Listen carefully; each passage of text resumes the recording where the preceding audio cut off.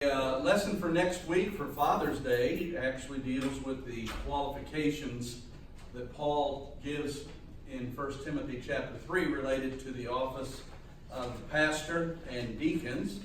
And so we will certainly have a chance to delve into that next week. Of course, he's writing to both of his sons in the ministry, and that's Titus and Timothy. And both of those books include this criteria for a godly leader. So godly leaders are needed to lead healthy churches is our main takeaway that we want to have. All right. The pastor's heart is the first introductory thought here in the first couple chapters, a very first verse in particular. But Paul begins this topic of if a man desire the office of a bishop, he desires a good thing, right? Well, there's a lot of confusion in modern Christianity related to the term bishop.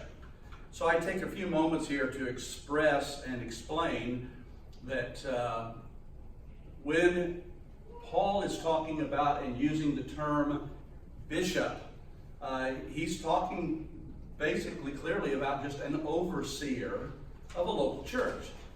What it has evolved in so many other Christian denominational systems is a person who is over multiple churches. And of course, that's absolutely foreign to the New Testament. And so I spent some time dealing with the idea that the term bishop is not to be confused with a hierarchical structure, as in the Catholic Church, for example, where a bishop is over a diocese, which is a whole bunch of different parish churches. And they actually have authority to tell what the local churches are supposed to be doing. That is absolutely not part of the New Testament teaching. And so I spent a little bit of time explaining the terms that are used interchangeably in the New Testament, and that is bishop, and then elder, and pastor. All right, all three of those terms have a different function to the role of the overseer of a local church.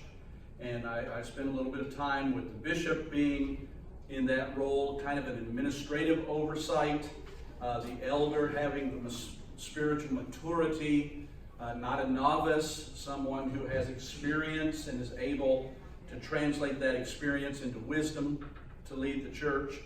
And then, of course, we love the term pastor, which is our common term because of the idea of shepherding and that role of a minister over the flock of God. So this can be easily proven in the New Testament. There are actually verses in the New Testament that use all three of these terms in one verse. And so clearly, it's using the terms interchangeably and meaning the same office. All right, so, and then I deal a little bit with the idea of a man desires the office. Just because somebody indicates they have a desire to be a pastor does not mean they're qualified to be a pastor. And that's part of why Paul took the time in Titus and in Timothy chapter 3 to write that there are qualifications. A person can't just say, I want to be a pastor. No, they have to meet the criteria. Now, it's okay to desire it. And that desire, the way I explain it, is almost that Holy Spirit prompted, inescapable desire to pursue this. And it will be validated by the Holy Spirit and God himself that, yes, this is something you should pursue. But it's also something that should be validated by the church as people observe you in leadership and help determine whether or not you meet the godly criteria of being able to be a pastor. So the one thing it does address, though, is the male role for the pastor. The fact that all the instruction is for he, and then, of course, when we get into the criteria, it's going to be talking about things that are clearly designated for the role of the Lord. Okay? All right. The bulk of the lesson takes place in chapter 1, verses 2 to 7, where it's talking about the pastors. One of the main things that I emphasize, and I don't take a time to go into great depth on all of these things for the character qualities of a pastor, but I do talk about that the very first thing on both Timothy's list and Titus's list is the issue of blameless.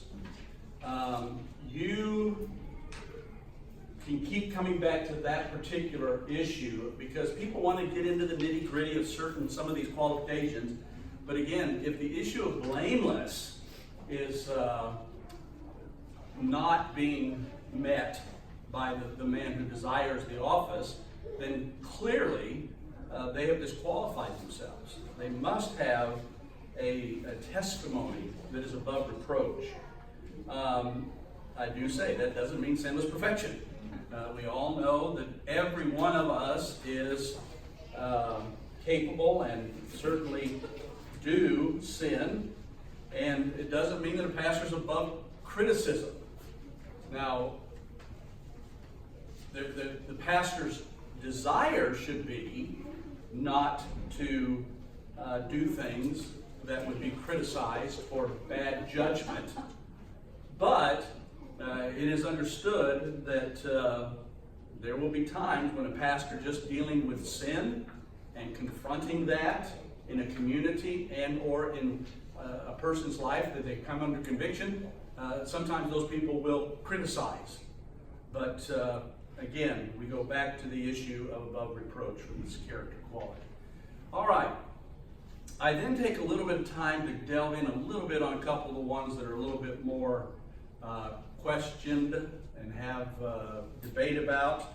And certainly the next one on the list is the husband of one wife issue. There are multiple efforts to interpret what that means. I don't believe, and I didn't even include it as an option, that, because some have said, well, in these circumstances of some of these cultures where there were polygamous type relationships, a man might have more than one wife. Honestly, in the early Christian era, that really wasn't the issue. So it's not likely that Paul was including that as one of the disqualifiers of being a pastor if a man had more than one wife at a time. Clearly, I don't believe Paul was talking about the issue of singleness because it wasn't, according to 1 Corinthians 7, he actually says that if God ordains that a man be in singleness, that he can still have a very fruitful ministry serving the Lord without having a wife. And Paul, of course, as from everything we can tell, historically and biblically, was never married. And so he wasn't disqualifying somebody to serve because of their singleness. Now again, there's things that a local church is going to have to examine related to the wisdom of having a pastor. But I think all of us know some very godly men who have never been married and that are serving as senior pastors in a church, and God has blessed them in a remarkable way. So I don't think that that is the criteria that it has to be the husband of one wife, insisting that he be married. All right. So clearly the question is about divorce. All right. Where I have always landed on this issue is, again, we go back to the issue of blameless. What circumstances would be examined in this case? The other issue is this is a local church matter. I know some local churches who have taken someone and asked them to become the pastor of the church that had been through an unfortunate marriage in their past. Maybe they were divorced before they were ever a believer. And I'm not arguing in favor one way or the other of those things, but I really do want to emphasize and make sure we emphasize that it is a local church issue when it comes down to selection of this. I personally believe that a man who has been divorced may have disqualified himself from becoming a senior pastor on the basis of the blameless issue. It's just hard for someone to stand before everyone and on a weekly basis be the leader of a local congregation and esteem the value of marriage and perhaps have that unfortunate divorce in their background. But again, I'm not critical of another local church that might, as a local church issue, decide to call somebody that has been in their past, again, perhaps before they were ever a believer, experienced an unfortunate marriage and remarried. I don't know, Pastor, if you have a more stronger stand on that, then, I mean, I'm taking the stand that I believe it's the issue of divorce. And many churches will codify it for their local assembly. In fact, I think our constitutional bylaws require that level of there be not a divorced person. I agree with you 100%. I heard someone say a long time ago, it's not our responsibility to put anybody on shelf, you know. And so it is a local church issue, and if a church esteems that direction, that determination, it's not something that I personally have done a great fellowship over with them. And I'll root for them for every soul that's saved and every life that's changed. But I believe that particular circumstance is not unclear. Even in our own constitutional bylaws, we do have that standard for our church, even for the role of a deacon. And so that does not disqualify someone from service.